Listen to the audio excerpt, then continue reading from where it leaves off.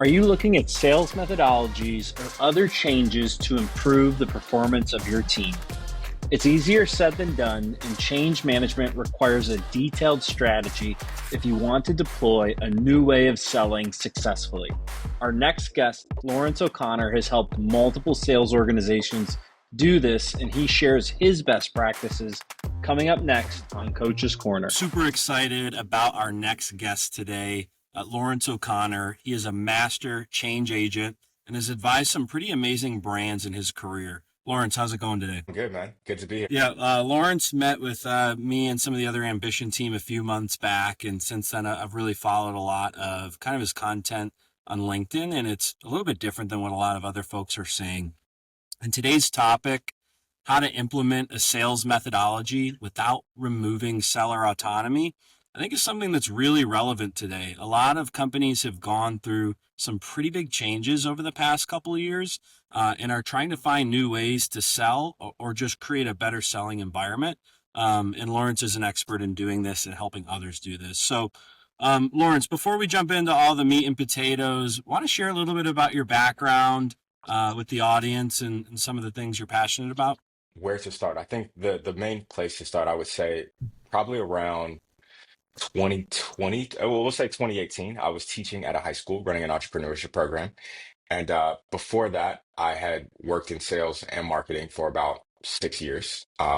Really successful. Got my first sales job in Apple, selling at the back of an Apple store, B2B, and then moved into SMB, mid-market, and doing some enterprise sales at a couple different startups around Atlanta, Georgia. From there, went into marketing, was really successful in marketing, but I was always more seller focused than focused on marketing. I like to hang with the sellers. We did a lot of events because they're the ones talking to the market every day.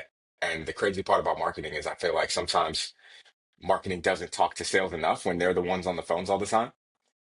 So fast forward to 2020, I went into sales training. I was always the rep that was loving to teach what I'd learned. I was always the rep that was crafting these very poignant follow-up emails and creating content for my buyers. So I went into sales training and I was training on specific methodologies. So Challenger, MedPick, Spiced. I've studied them all. I've taught them all. I've implemented them all.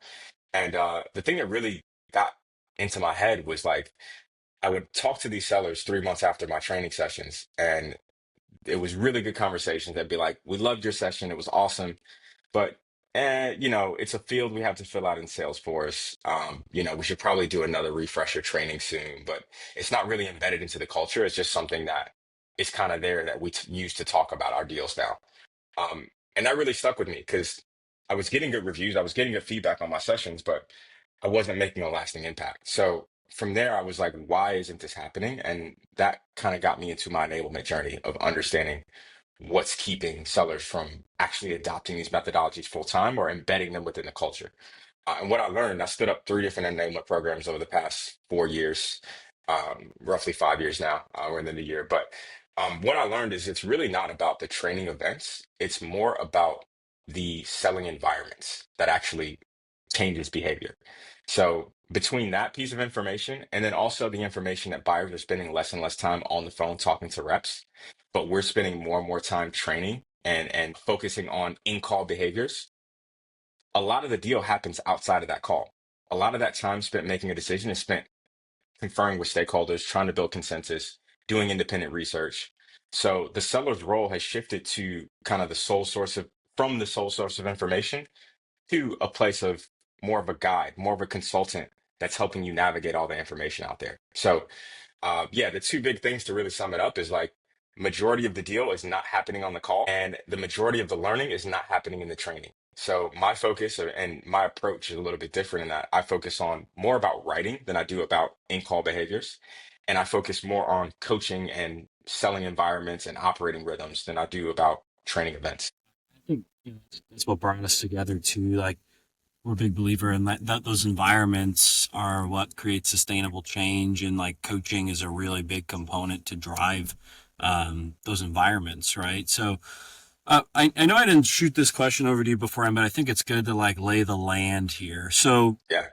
like we're gonna talk a lot about the how, and you're gonna like the cool thing about this podcast is there's some tactical stuff we're gonna share, but like what's the why? Like, why would an org, if I'm a sales leader, if I'm a CRO, VP of sales right now, like, why should I think about, or when would I implement a sales methodology? Like, say I'm not building it Mhm. from the ground up. Like, we're an existing org, we're moving along. Like, why would I think about launching a sales methodology to my team? What are some of the reasons?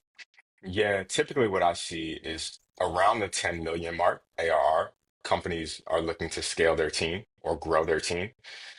That's when your team is growing behind a couple beyond a couple high performers that are just really good at what they do.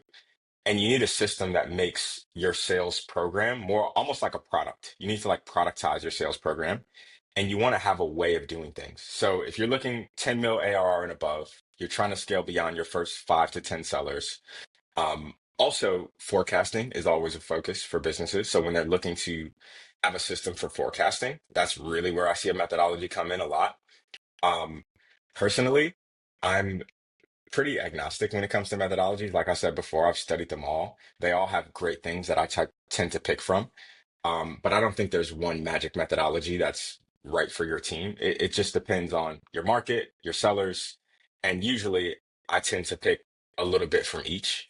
But to answer your question, yeah, it's when when you want to scale beyond those first 5 or 10 sellers that are just crushing it, and you need to be able to bring in sellers and be confident that they're going to get a certain baseline of results.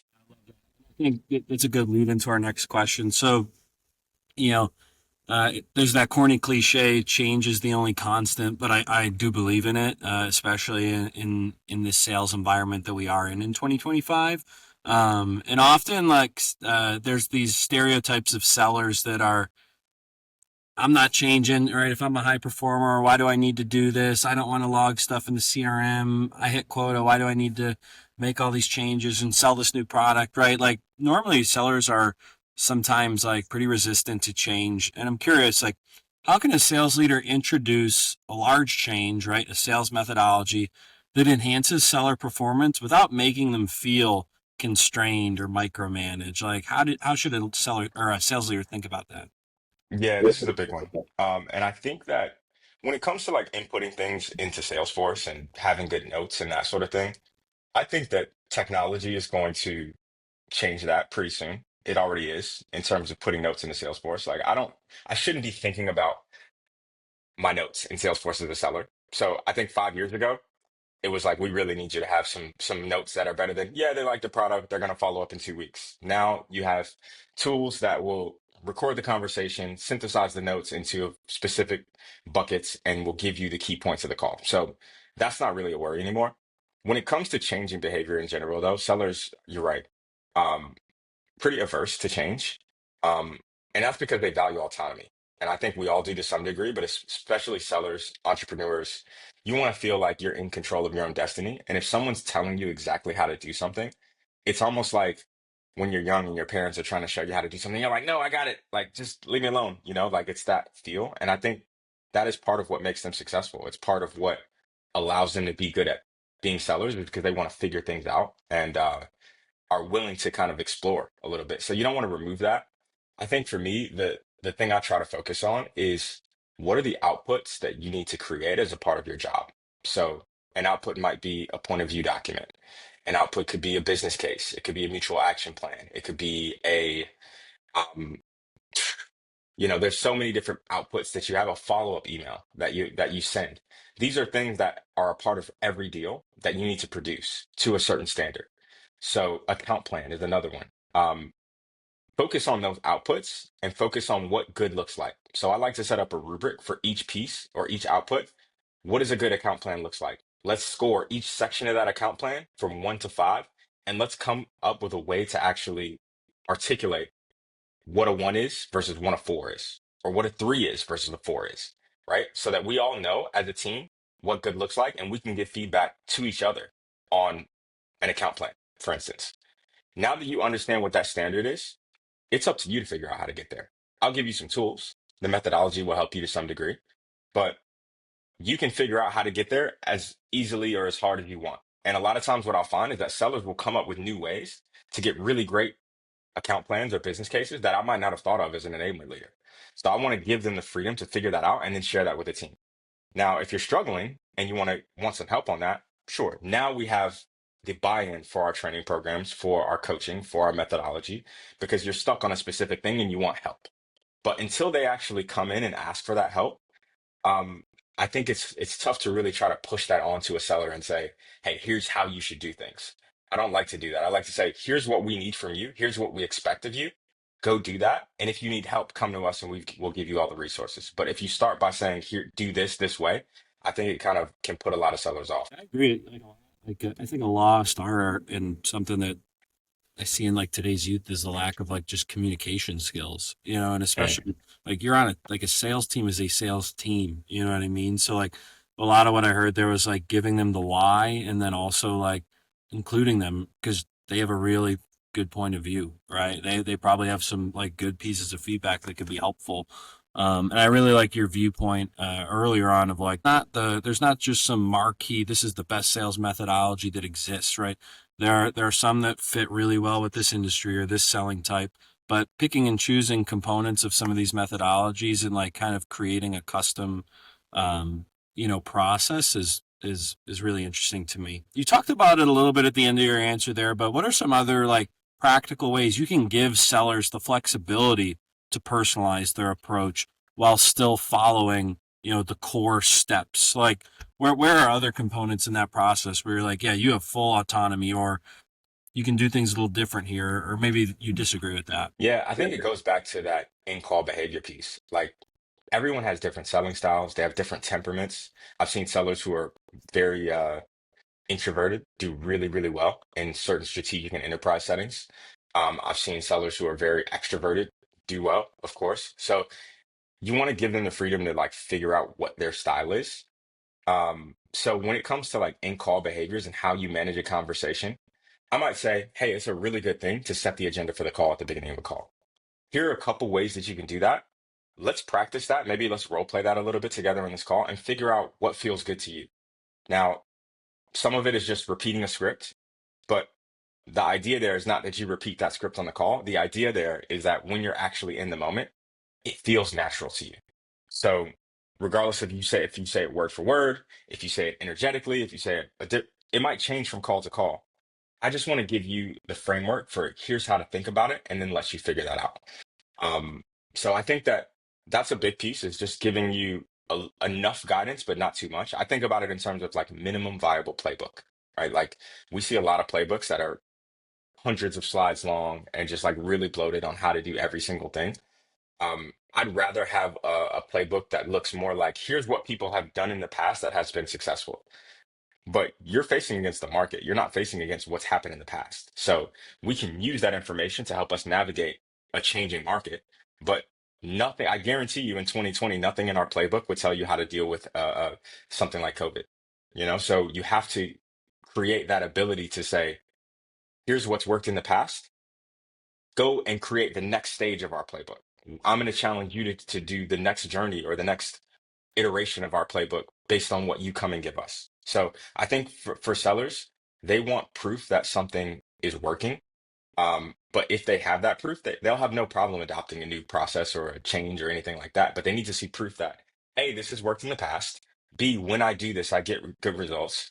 And C, if I can continue to do this, it will produce results in the future. So part of it is, yeah, giving them the baseline.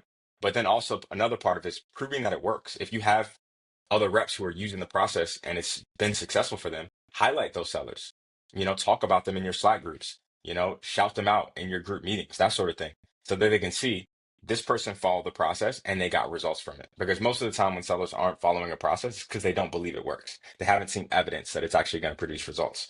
And when you have, quotas and commissions on the line, I don't have time to be trying stuff that might maybe work because this 4 months or these 4 weeks could determine if I hit my target or not. I love that last part because that is the reality, right? You've been a seller, I've been a seller. We've all thought that exact thought.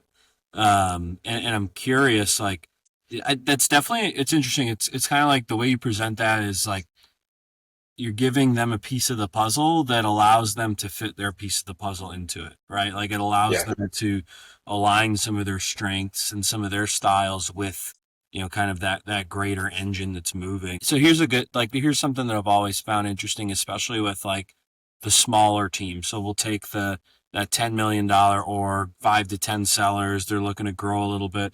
A lot of those sellers have probably a larger voice than they would at a bigger org.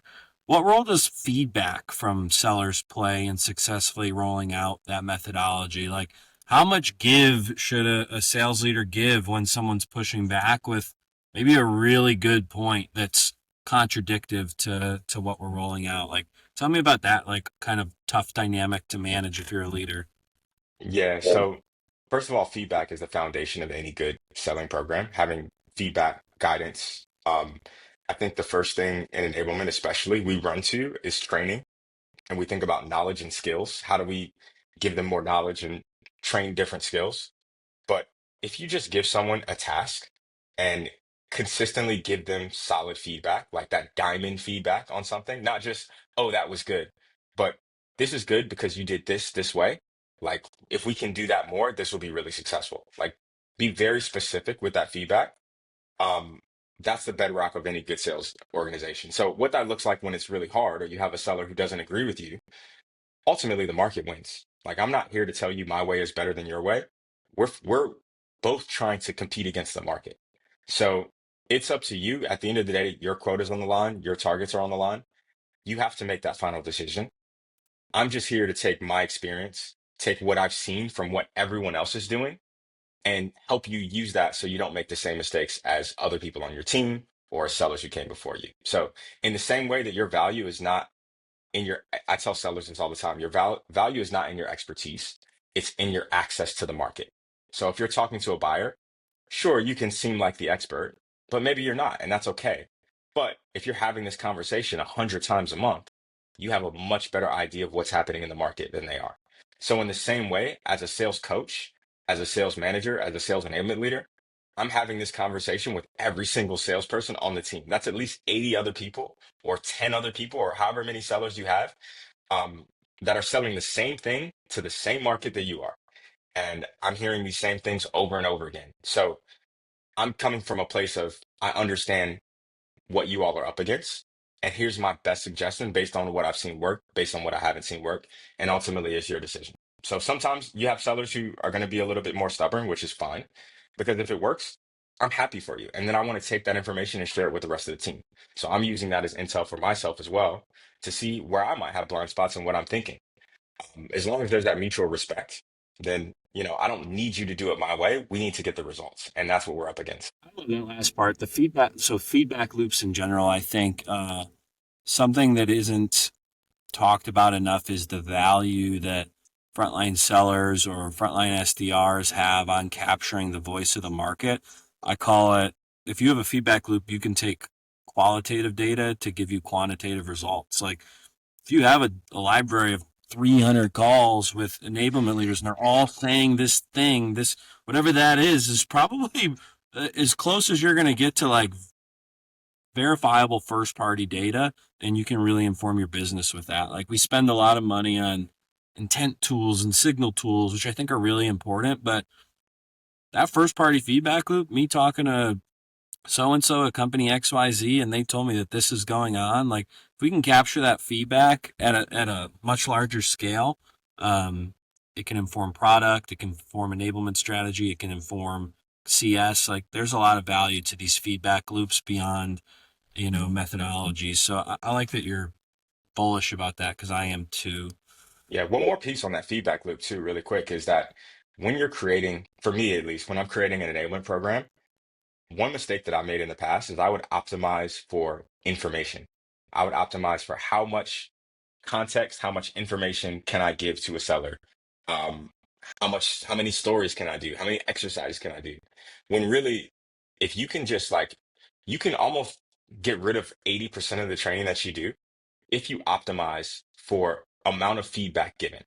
So what that looks like is, instead of focusing on information or even the time you spend coaching, it's not about the time, it's how many feedback loops do you get. So one exercise we used to do is, like, we do group role plays as a team, and we do like a 25-minute, somebody's in the hot seat doing a demo and discovery role play. And then there'd be maybe 5 or 10 minutes after that of the team just giving feedback on that, which was fine.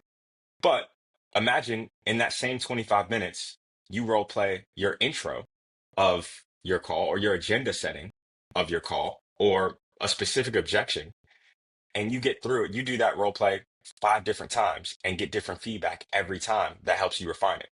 By the end of that 25 minutes, you've gotten 5 times as much feedback as you would when you do the whole thing and you don't get that feedback. So I try to optimize for feedback loops because the more you get that, the more opportunity for feedback, the faster you're able to grow. So it's not even like 10,000 hours in terms of your development. It's more like 10,000 iterations of a specific task or a specific objective.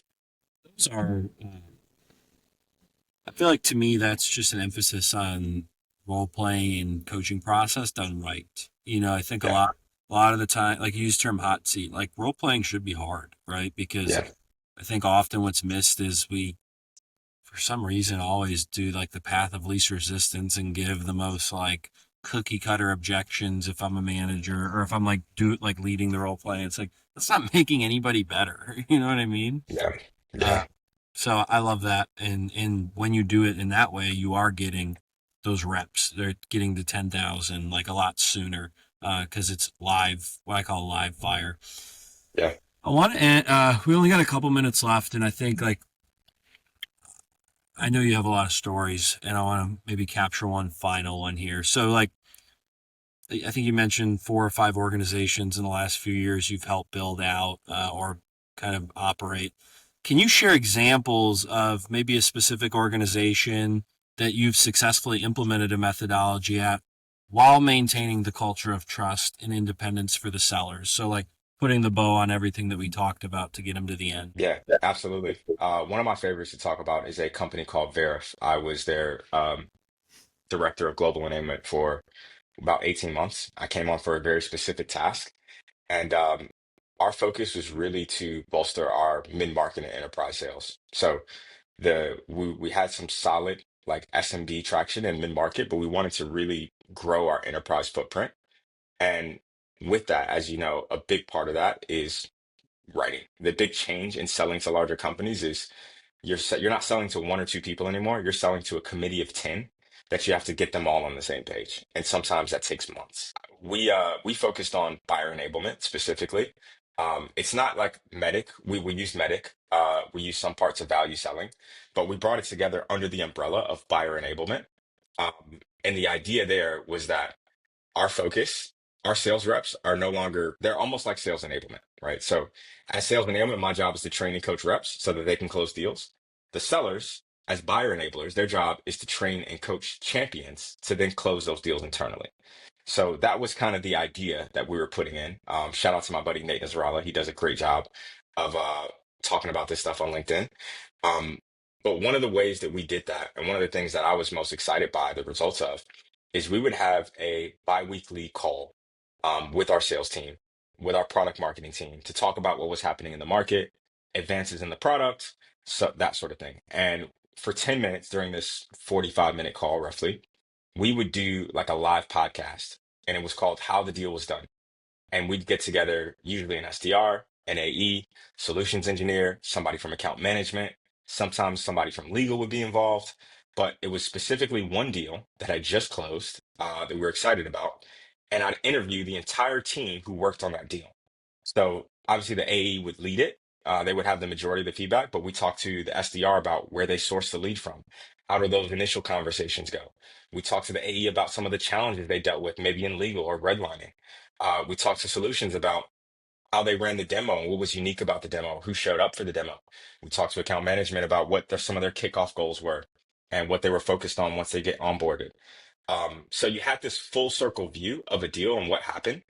And over time, what it started to do is it really cemented home the idea of here's how we do things here. Because every single one of these deals were unique in a lot of different ways, but there was also certain similarities that you started to pluck and that reps would start to pluck from each deal to the point where they would close a deal and they would come to me and be like, this would be a great one for how the deal was done. Right. So we'd record these podcasts live where everyone's watching. They could ask questions. Your other reps could ask questions of you and get that insight. I'm like, oh, well, how'd you deal with this? Or we brought Linda in from legal. She actually did a great job of doing X, Y, and Z to get this done.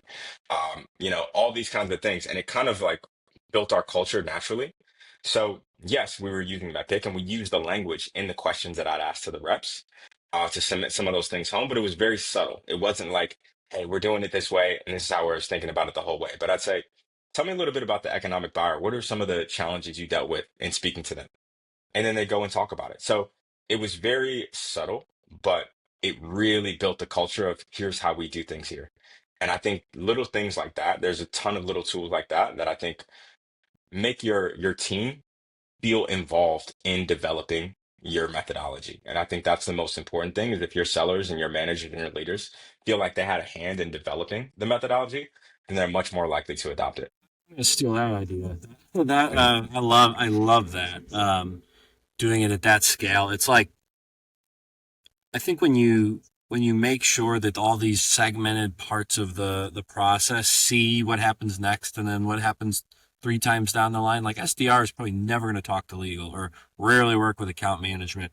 But when they see that through line, I think it, to your point, tells the story and then helps them tell the story, which helps everyone get better at their job. Man, Lawrence, it's been awesome hanging out. That was an extremely valuable kind of note to leave on. If people want to get a hold of you or reach out or tap your brain for everything else that's up there, how do they get a hold of you? What's the best way? Yeah, just hit me up on LinkedIn. LinkedIn's probably the easiest way to find me. My LinkedIn handle is Sir Lawrence Wayne because Lawrence Wayne was already taken. Uh, and I'm a American living in London. And if you are ever knighted in London, you get Sir in front of your name. So yeah, I just preemptively knighted myself in my LinkedIn handle. So it's Sir Lawrence Wayne. You can find me there. Put it in the show notes too. Lawrence, thank you so much for joining us today.